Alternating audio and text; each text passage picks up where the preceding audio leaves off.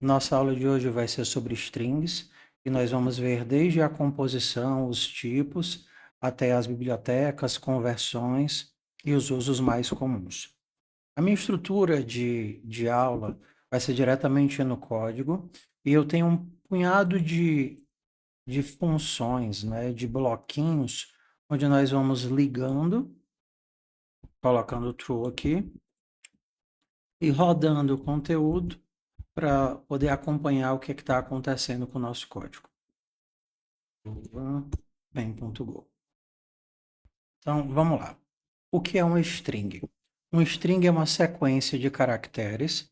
Normalmente ela é representada por essa aspa dupla aqui, tanto em Go quanto em C, C++, Java, enquanto a um caractere específico, normalmente é representado por um aspa simples.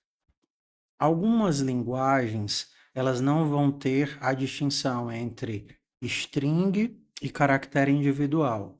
Por exemplo, tanto o Python quanto o JavaScript, eles não têm o conceito de caractere individual. Eles têm apenas a string de um caractere. Então, vamos aqui de pouquinho. O nosso Go, ele vai ter o tipo string para representar uma sequência de caracteres. Então, eu posso dizer que o caractere vai ser mundo, ou o nosso texto vai ser mundo, ou o nosso texto vai ser pé. Se eu mandar imprimir o texto, seja com %s ou %v, ele vai imprimir o texto inteiro. Daqui mundo, daqui pé.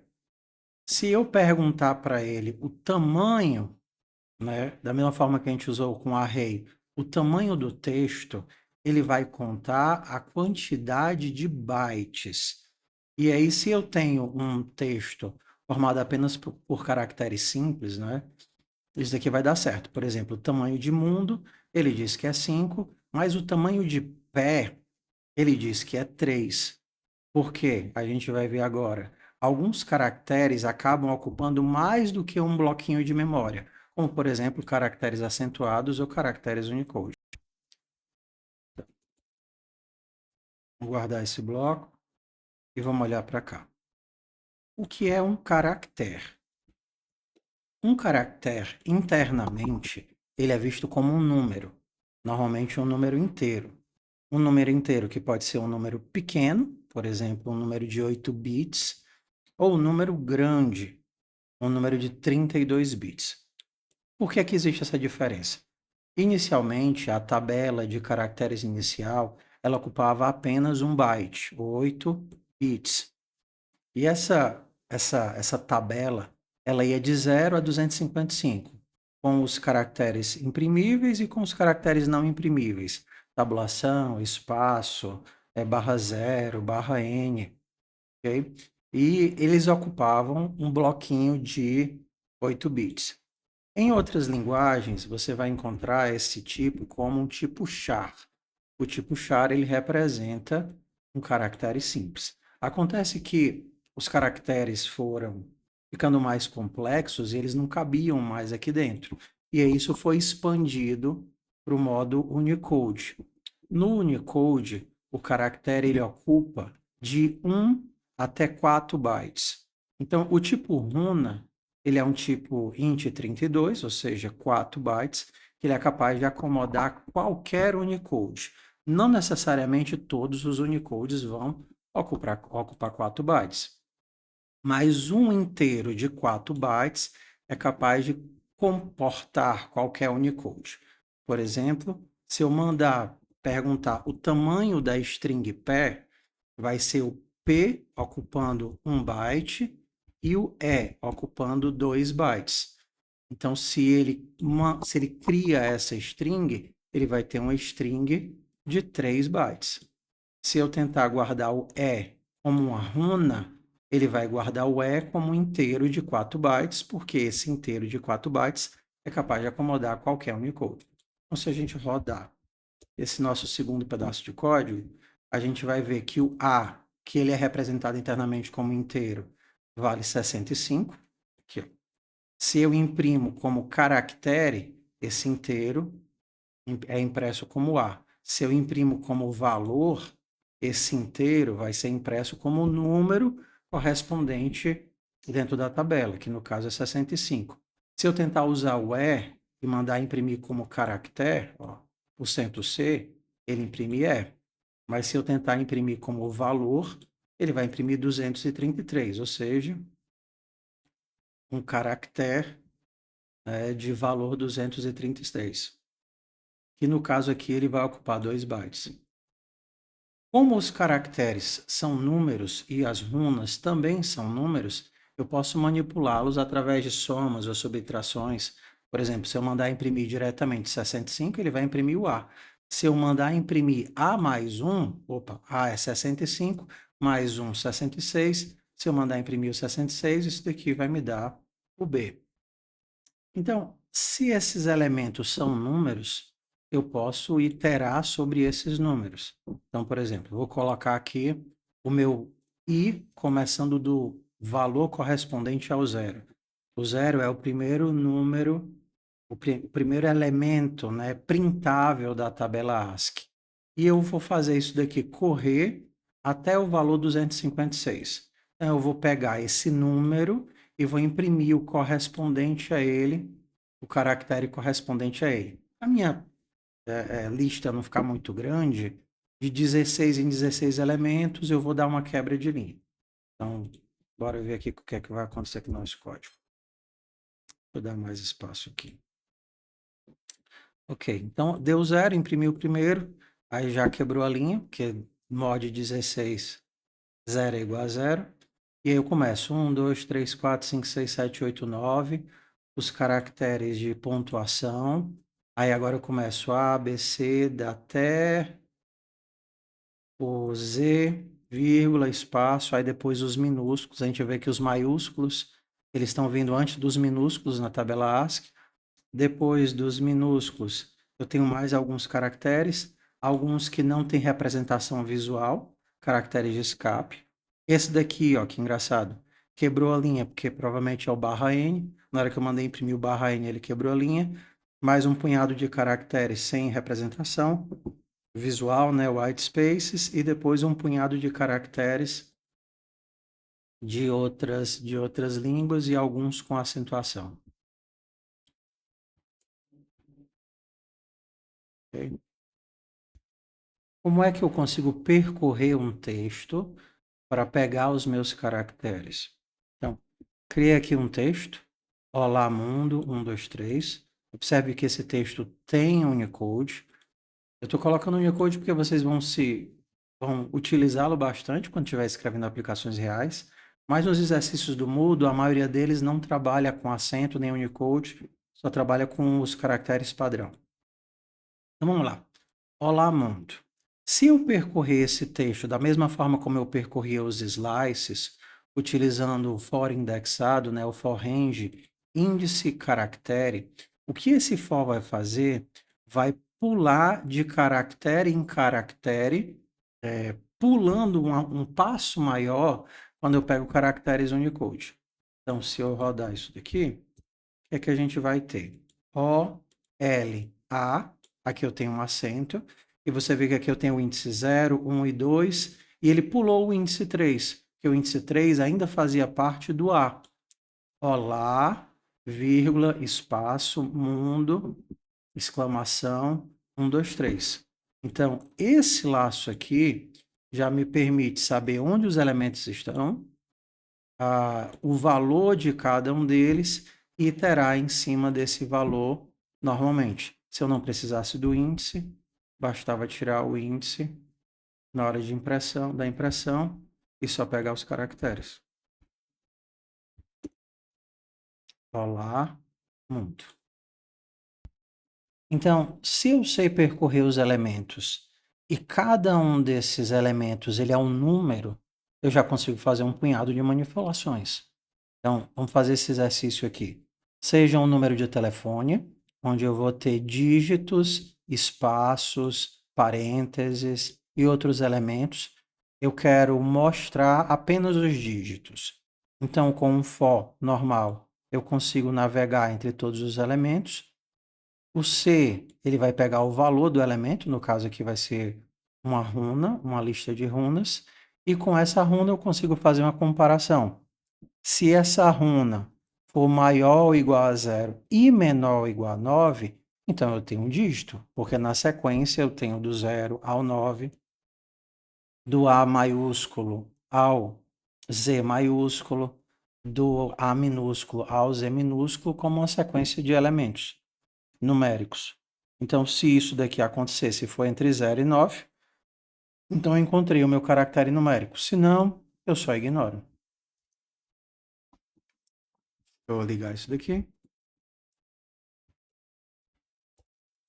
Então eu tenho 8, 5, 9, 1. E ele ignorou todos os outros elementos que não estavam dentro desse range. Para juntar texto, eu posso juntar através de um operador de concatenação. Esse operador, ele é o mais entre strings. Então, se eu tenho dois elementos do tipo string e coloco um mais entre eles, eu estou juntando esses textos. Então, por exemplo, se eu coloco mais igual a Goku, ele vai criar eu sou mais igual a sou. Também poderia fazer assim, eu mais espaço mais sou, ou então eu mais sou, ou então individualmente, mais o mais espaço mais s. Porque toda vez que ele encontra uma aspa dupla, ele identifica que esse texto é um string. E mais entre strings concatena strings. Então vamos aqui. Se eu pego uma variável do tipo string e vou fazendo mais igual, eu vou colocando no final, concatenando. E uma curiosidade, esses elementos, o elemento string, ele é imutável. Imutável em Go, imutável em Python, imutável em Node. Significa que você não consegue alterar um elemento da string. Você só consegue concatenar com outros elementos. Então, vou aqui mostrar um exemplo, por exemplo, em JavaScript. Se eu criar uma string nome, meu nome vai ser Goku. Se eu perguntar nome na posição 0, ele vai dizer que é um G. Mas se eu tentar dizer que nome na posição 0, a partir de agora vai receber um G maiúsculo, e eu perguntar quem é o nome, você percebe que ele continua minúsculo, ele não faz essa substituição como se a gente estivesse em uma lista. Mesma coisa, por exemplo, para o Python. Se eu faço nome, recebe Goku minúsculo, e eu perguntar quem é nome na posição 0, ele entende, beleza, 0 é o G. Mas se eu tentar fazer uma atribuição, ele vai dizer, olha, isso daqui é somente leitura, eu não consigo fazer uma manipulação, uma modificação no string, porque a string é o tipo de objeto que nós dizemos que é imutável. Então, se eu perguntar quem é texto na posição 0, mandar imprimir isso daqui, ele vai dizer, ok, isso daqui é o E. Mas se você tentar fazer texto na posição 0 recebe outra coisa, ele vai dizer não pode. Strings são elementos imutáveis. Por quê? São imutáveis normalmente por eficiência de código. Elementos imutáveis são mais fáceis de você fazer otimização, paralelismo, e a maior parte dos usos de string são apenas por leitura. Então, ser imutável faz com que o nosso código ele execute mais rápido. Daqui a pouco, no finalzinho, a gente vai ver como criar strings, né? Criar objetos manipuláveis, vetores mutáveis. Então, vamos aqui.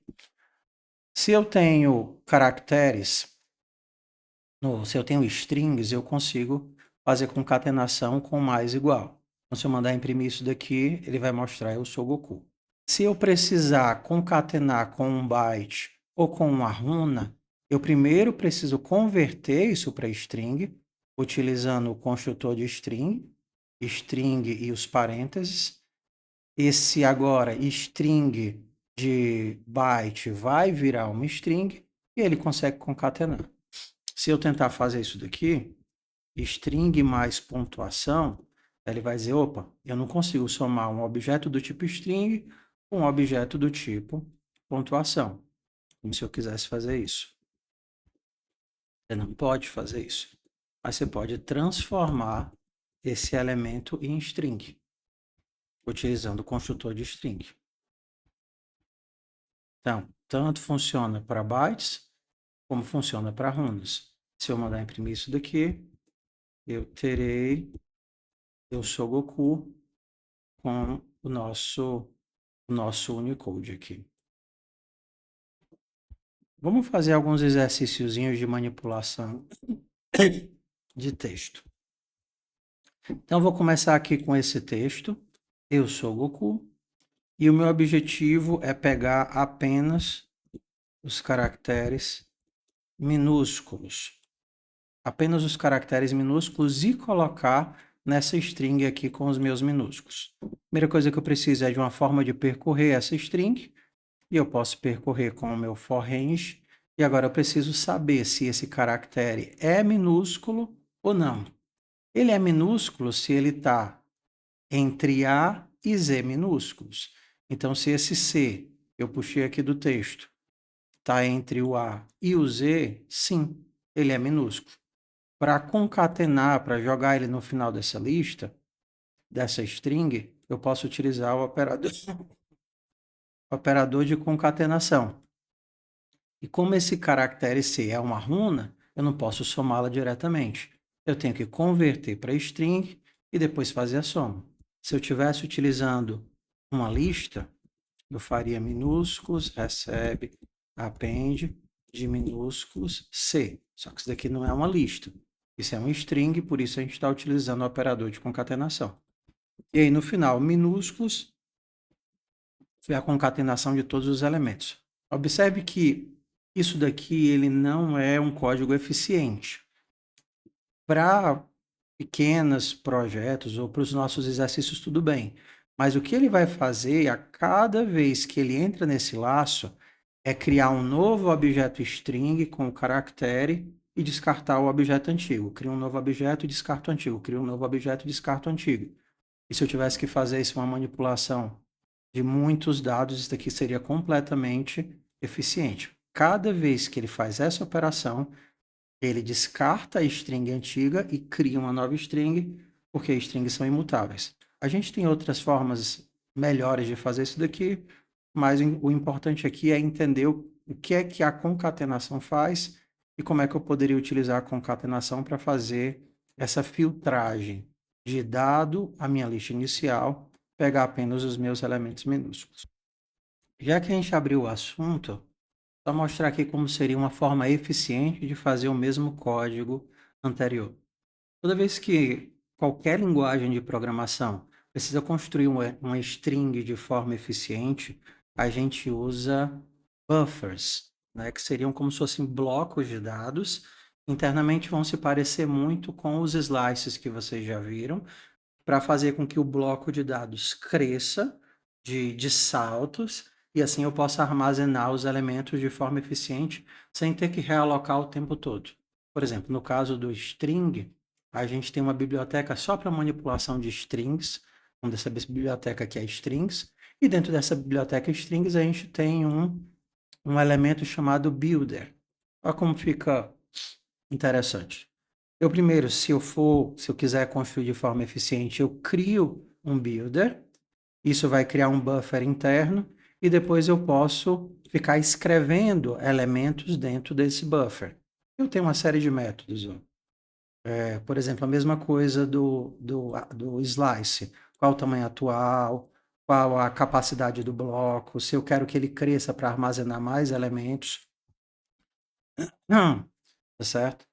Ou então eu posso escrever um byte, uma runa, um string, e assim esse elemento vai gerenciando o crescimento da tua string, e no final, quando você quiser finalizar a tua string, você chama o método .string. Ele vai pegar esse buffer inteiro e converter numa única string. Isso de forma eficiente, ao invés de ficar criando e descartando elementos o tempo todo.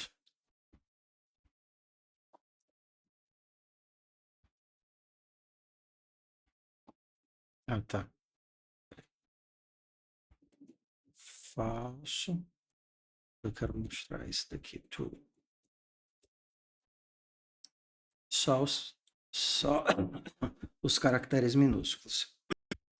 Já que os nossos caracteres são inteiros, nós podemos criar facilmente uma série de funções de verificação e manipulação.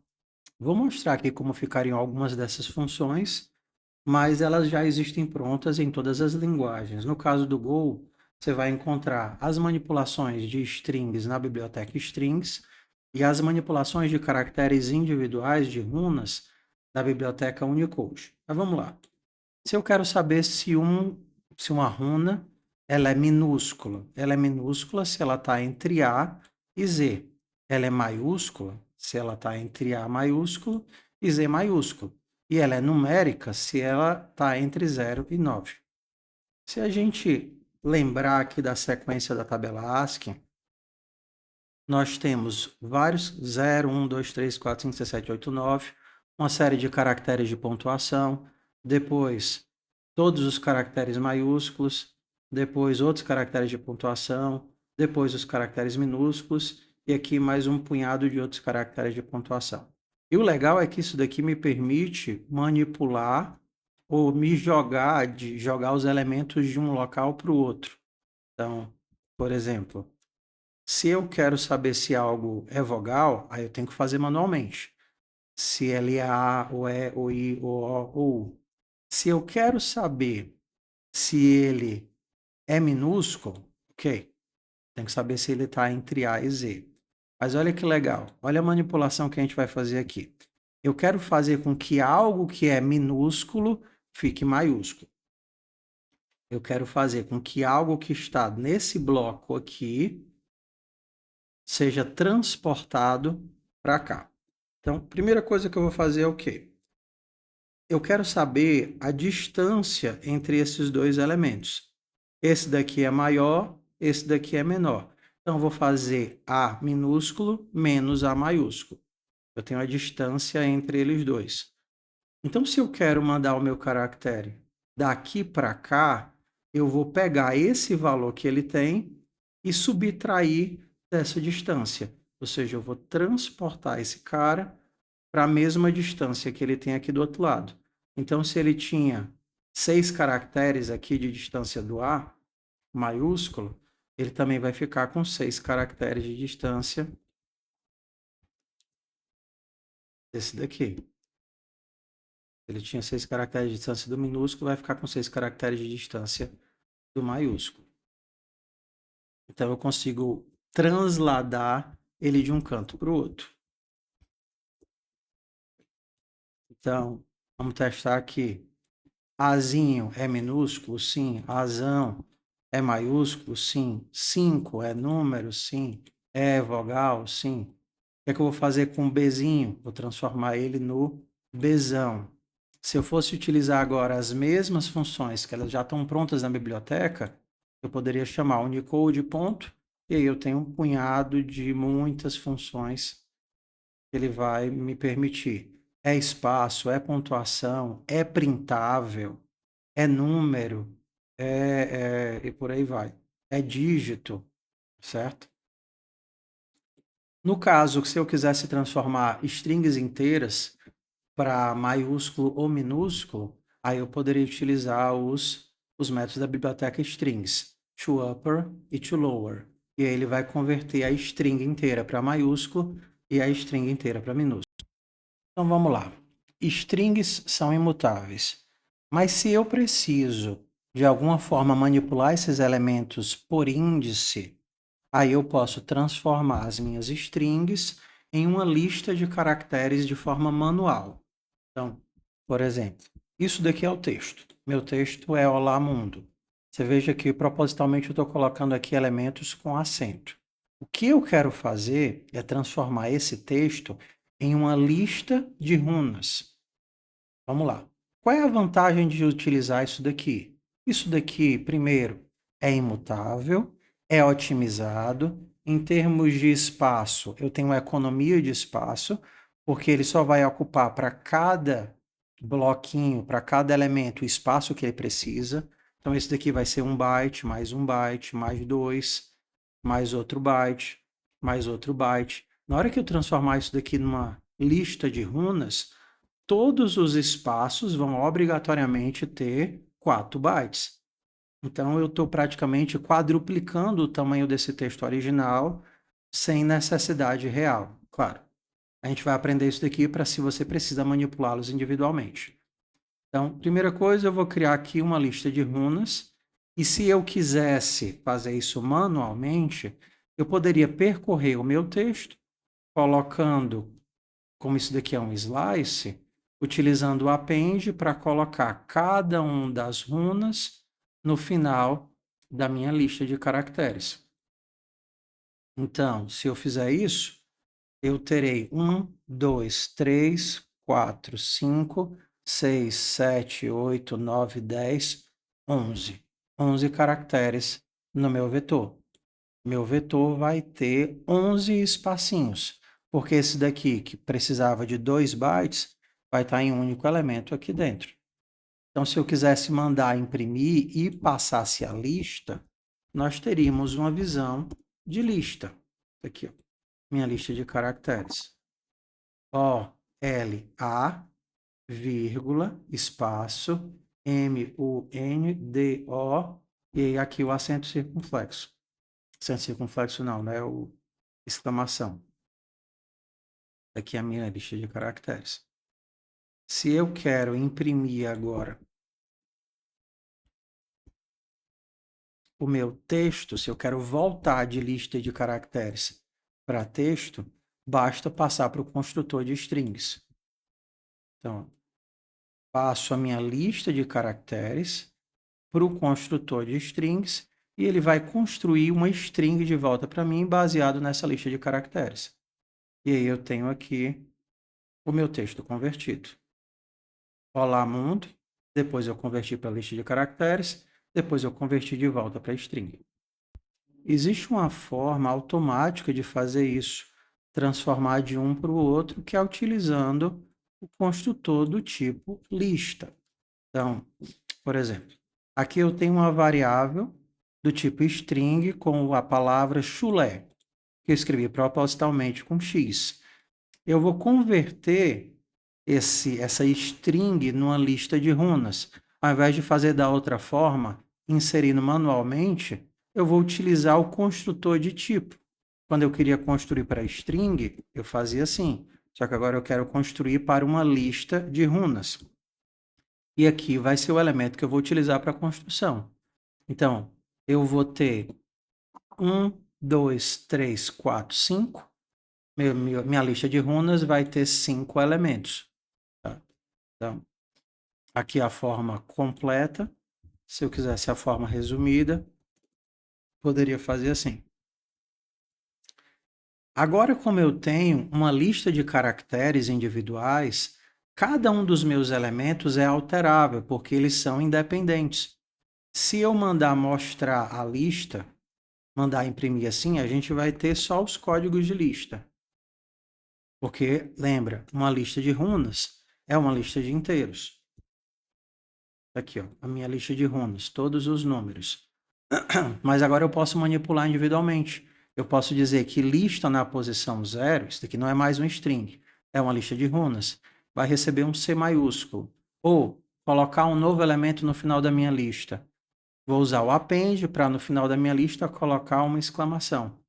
Se eu pegar essa lista de caracteres, onde o primeiro agora é C maiúsculo e o último agora foi adicionado exclamação, e converter de volta para string, aí eu tenho a palavra chulé, que foi manipulada e alterada.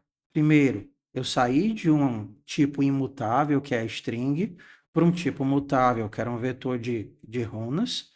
Depois eu manipulei o meu vetor trocando os elementos individualmente, ou apagando, removendo, alterando, adicionando no final. E aí no final eu posso converter de volta para string utilizando o construtor de string.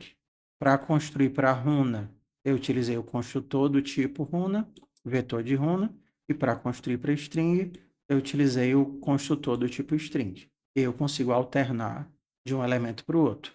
Sendo a lista um slice, qualquer um dos métodos de slice que a gente viu funcionaria. Como, por exemplo, se eu quisesse juntar 2 slices. Eu vou tirar a exclamação da lista do começo até o 5. Tirei agora a exclamação. Ficou só chulé. Vou criar aqui um novo elemento. Pedido vai ser vou usar o construtor de runa. Pedido, colocar um espacinho aqui. E aí eu vou juntar isso na lista. Lista recebe append de lista com pedido. Como são 2 listas, eu preciso dizer que são 2 listas colocando os 3 pontinhos. Chulé, pedido. Manipulei as listas utilizando os métodos de manipulação de lista, removendo, retirando, fazendo sublista, usando append, e no final eu converto de volta para string. Vamos agora para a parte de leitura de dados. O nosso método scan normal, ele só lê até o primeiro white space, até a primeira caractere em branco, que pode ser um tab, um espaço em branco, uma quebra de linha. Então, se eu rodar esse código aqui, qual o seu nome, e utilizar o scan ln ou o scan normal, não vai fazer nenhuma diferença. Scan. Então, qual o seu nome? Crio uma variável string, armazenei o resultado do que eu escrevi em nome, depois eu digo a pessoa, pergunto o sobrenome, guardo o sobrenome e escrevo o sobrenome. Se eu tentar pegar o nome completo, aí vai dar ruim, porque isso daqui não é capaz de ler a linha inteira. Então, bora aqui. Qual o seu nome? David. Sobrenome, Sena. Se eu fizesse isso, David Sena, o Sena ia para o buffer, e aí ele não ia mais ter que fazer a segunda pergunta, porque essa informação aqui já ia estar no buffer para quando ele fosse fazer a segunda leitura. E se eu quiser ler a linha toda? Vamos entender qual é o desafio aqui. Quando você escreve as coisas no teclado e dá Enter, esses elementos eles vão formando uma coisa que a gente chama de buffer. Então, escrevi aqui uma palavra, olá, mundo. Aí aqui eu dou um Enter, isso daqui me joga uma quebra de linha. E aí eu escrevo o meu nome, David. Aí eu dou um Enter, isso daqui coloca uma quebra de linha. Ok, o que é que o scan vai fazer? O scan, ele consome o elemento e para na quebra de linha. Ou então para no espaço em branco. Consome o elemento e para no espaço em branco. Consome o elemento e para no espaço em branco. Isso daqui é importante entender quando a gente estiver trabalhando com arquivos, porque os arquivos, os dados já estão lá para você manipular. Então, o que é que vai acontecer? A gente precisa de uma forma de consumir a linha toda e descartar esse elemento aqui. Para isso, a gente vai utilizar um elemento chamado scanner. E a construção dele vai ter esse jeitinho aqui. Ó. Eu vou utilizar a biblioteca buff.io e criar a partir do buff.io um novo scanner. E se eu estiver lendo do teclado, esse buffer.scanner vai precisar, eu digo para ele que vai ser da entrada padrão, std_in, o standard input.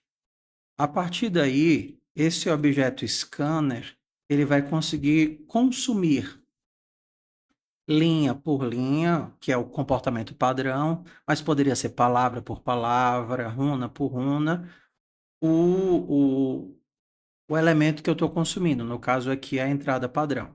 Então, se eu perguntar aqui, qual o seu nome completo? Aí eu vou dar um scan para ele consumir uma linha e depois eu posso perguntar para ele qual foi a linha que ele consumiu, qual foi a informação que ele consumiu. E aí, fazendo isso, eu consigo ler linha por linha. Então, passo 1, crio um scanner. Passo 2, mando ele ler a linha. Passo 3, vejo o que foi que ele leu. E aí eu consigo imprimir o resultado. Bora rodar isso daqui. Qual o seu nome completo? David Sena Oliveira. Olá, David Sena Oliveira. Então, isso daqui vai ser interessante por quê? Porque esse scan, ele retorna booleano, dizendo se ele conseguiu ler ou não conseguiu ler. Dessa forma, eu consigo percorrer as linhas até acabar o meu arquivo. Se eu estou aqui no texto, né, digitado, eu consigo manualmente dizer que acabou o meu texto, que eu não vou mais digitar nada. Eu poderia fazer isso com o comando de Ctrl D, certo? Então, vamos fazer aqui um loop. Enquanto enquanto eu conseguir ler linhas, aqui o que é que esse daqui está fazendo? Enquanto eu conseguir ler a linha, isso daqui vai tentar ler uma linha, eu pego e imprimo a linha.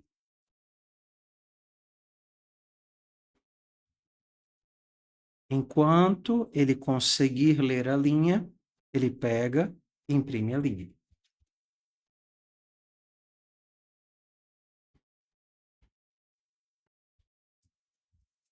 Eu tinha saído da pasta.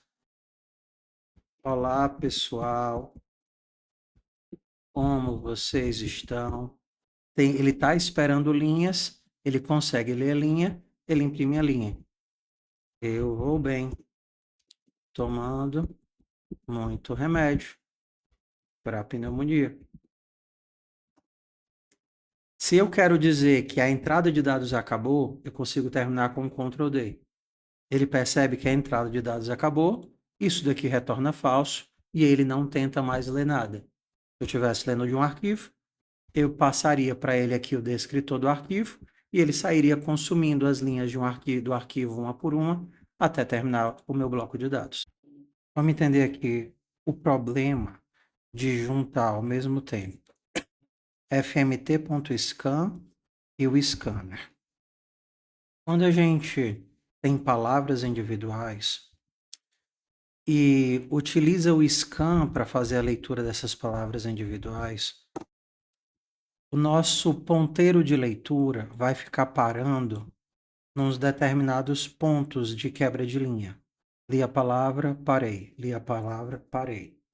No caso do Windows, a quebra de linha dele é diferente. Às vezes é feito com /R, /N. E isso pode acabar atrapalhando um pouquinho o problema de leitura de código. Você lê uma palavra com scan, lê outra palavra com scan, vai tentar ler uma linha toda, mas ficou um lixinho bem aqui. E quando você tenta ler a linha toda, você acaba não conseguindo ler nada. Para evitar esse problema, para evitar esse tipo de problema, qual é a sugestão? Se você for ler com o scanner, leia apenas com o scanner. Vou dar aqui uma sugestão, uma ideia, tá? Eu quero ler o scanner e aí a minha primeira linha vai ser um número e um texto que eu vou procurar em cada uma das frases. No número, eu vou ter a quantidade de frases. Então, o que é que eu vou fazer? Criei o meu scanner, li a primeira linha, carreguei a primeira linha como texto. Nessa primeira linha, vai ter um número e vai ter um texto. Então, eu posso pegar essa linha e ler da linha, ao invés de ler da entrada padrão. Isso a gente pode fazer com um scanf.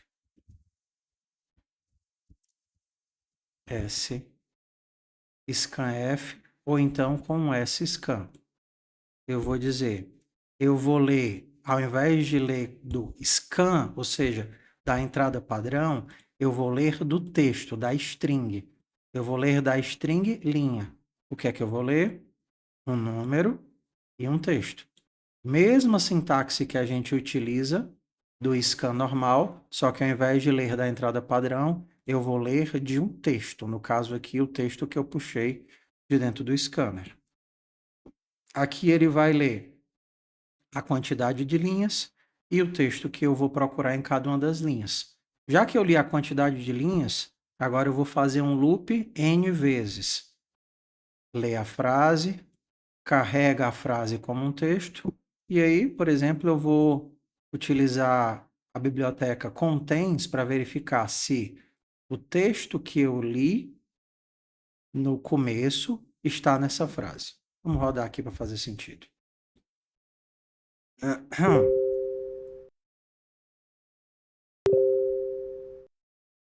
Vou rodar aqui para fazer sentido. Quero ler 5 palavras e eu quero saber se tem ovo. 5 frases. O primeiro é comi ovo cozido. Tem ovo? Sim. Ovo maltine. Tem ovo? Sim. Ovo maltine. Agora ele não vai encontrar porque está em maiúsculo. Não achei. Quero ovo de Páscoa. Achei.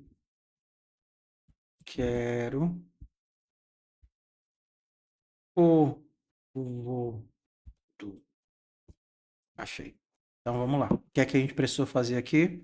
Ao invés de utilizar o scan para ler isso daqui diretamente, eu primeiro carreguei a linha e depois eu utilizei o scan para ler da linha, utilizando, ao invés de fazer isso, colocar um scan de string, um scan. E aí, sempre que eu quiser ler, eu posso ler diretamente das linhas e depois carregar as informações que eu quero de dentro da linha. Vamos aqui para os finalmente ver métodos comuns de uso de strings que a gente encontra na maior parte das linguagens e que vocês podem utilizar. O primeiro é o método de criar uma substring a partir de uma string. No caso do Go, ele se comporta que nem os slices. Aqui você diz, por exemplo, o começo e o fim. Se você não passa nada, ele cria um slice baseado na string inteira. Eu poderia dizer que eu vou do elemento 3, índice 3, por exemplo, aqui eu iria a partir do S. 0, 1, 2, 3. Então aqui seria sou Goku, do 3 até o final. Se eu disser que vou do 3 ao 6, sem incluir o 6, seria o 3, o 4 e o 5. E eu teria apenas o sou. Então aqui a gente tem a nossa substring.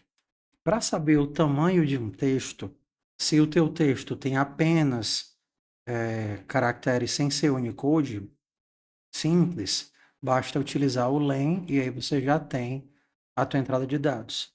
Para os exercícios do Moodle, o len vai ser suficiente. Mas se você tivesse com strings acentuadas, você precisaria fazer a seguinte coisa. Por exemplo, olá, mundo 1, 2, 3. Aqui eu tenho esse A. Se eu desse o len, isso daria um caractere a mais, porque esse A está contando como 2 bytes. Para saber a quantidade real de runas, eu converteria para um vetor de runas e perguntaria o tamanho desse vetor de runas. Então, o tamanho do vetor de runas é o tamanho real da quantidade de caracteres. Saber se eu tenho ou não tenho uma substring é um exercício muito legal para fazer. Na verdade, todos esses exercícios eles são muito úteis para a gente fazer manualmente. E talvez alguns dos exercícios do Moodle peça que vocês implementem sem utilizar as funções prontas. Mas, Mas depois que vocês souberem implementar as próprias funções, aí vocês ficam livres para utilizar as funções prontas. Por exemplo, saber se eu tenho uma substring seriam strings.contains. Por exemplo, texto tem a palavra Goku. O primeiro é o texto que eu estou buscando, o segundo é o texto que eu estou subbuscando, né? Buscado.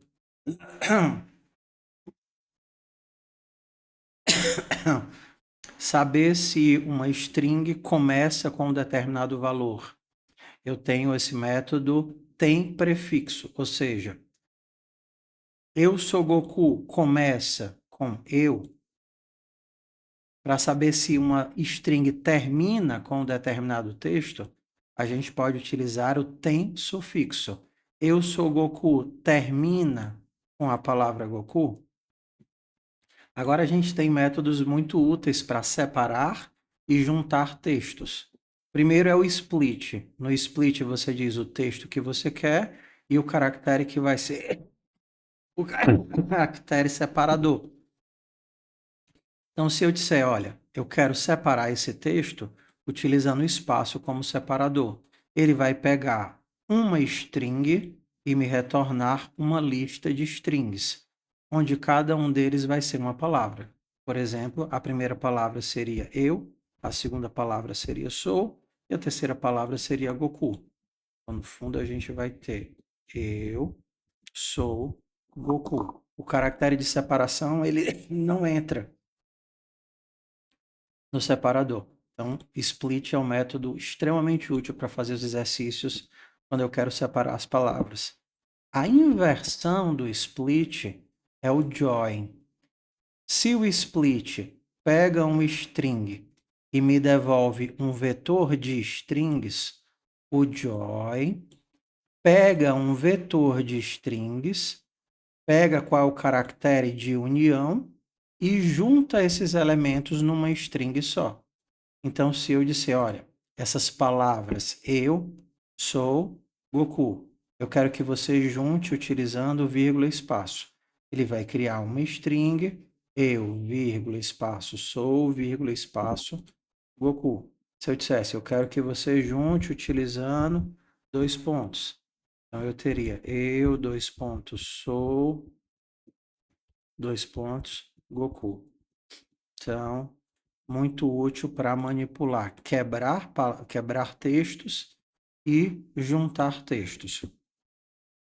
A gente tem um método de substituição, tanto de substituição de uma ocorrência, que seria o replace, como substituição, aqui eu posso dizer quantas ocorrências eu quero, né? Quantas ocorrências eu quero? Quero trocar uma ocorrência ou duas ocorrências, ou eu posso dizer que quero trocar todos. Eu sou Goku, o único Goku que existe. Eu quero trocar nessa frase todas as palavras Goku pela palavra Vegeta. Então, ele vai dar eu sou o Vegeta, o único Vegeta que existe. Todos esses métodos que a gente está vendo aqui que existem prontos, vocês provavelmente vão ser incentivados nos exercícios a tentar fazer o jogo de manipulação de strings para tentar construí-los. Alguns vão ser mais fáceis, outros vão ser mais difíceis. Por exemplo, o método que a gente acabou de fazer, o replace, ele é um que poderia ser considerado um pouquinho chatinho de fazer. Eu teria que percorrer isso daqui, ó, olhando em cada ponto se eu tenho a palavra procurada. Ó, eu quero trocar Goku por Vegeta. Tem Goku aqui? Não. Tem Goku aqui? Não. Tem Goku aqui? Não. E aqui, e aqui, e aqui. E eu vou percorrendo cada um dos caracteres, e se eu não encontro o meu caractere, se eu não encontro a palavra, eu vou somando no final. Então, copio E, copio U, copio espaço, copio S, copio O, copio U, copio espaço. Opa, achei o elemento que eu queria, Goku. Então, o que é que eu vou fazer? Ao invés de colocar Goku, eu vou colocar Vegeta. E agora, como eu achei vários caracteres, eu não vou mais andar um caractere para frente. Eu vou andar 4 caracteres para frente. Então, pulando, pulando, pulando, pulando, pulando. Tá? Esse aqui é um exemplo de função, implementação do replace manual. Mas depois que você conseguir fazer a maior parte deles, depois que você conseguir fazer um, aí você pode utilizar as funções prontas que elas estão aí para lhe ajudar. É isso, meu povo. Espero que vocês se divirtam fazendo as atividades de string. O que vocês mais vão fazer de manipulação de dados na vida real é manipulação de string, porque a gente está o tempo todo lidando com dados de leitura, dados de validação, dados para serem processados. As funções prontas, elas são amigas de vocês, mas o instigar de criar as próprias funções vem do fato de que muitas vezes as funções prontas não vão atender a tua demanda, você vai precisar de algumas ligeiras variações dela. É importante que vocês entendam a estrutura do que é um string, do que é uma runa, do que é um caractere, porque essas coisas elas vão ser encontradas em todas as outras linguagens com algumas variações. Mas os conceitos de substring, mutabilidade, eles vão estar presentes em todas as linguagens. Aí vai ser uma questão de adaptar aquilo que vocês aprenderam para aquilo que vocês estiverem estudando. Morrendo de saudade e espero que a gente se veja em breve. Um abraço.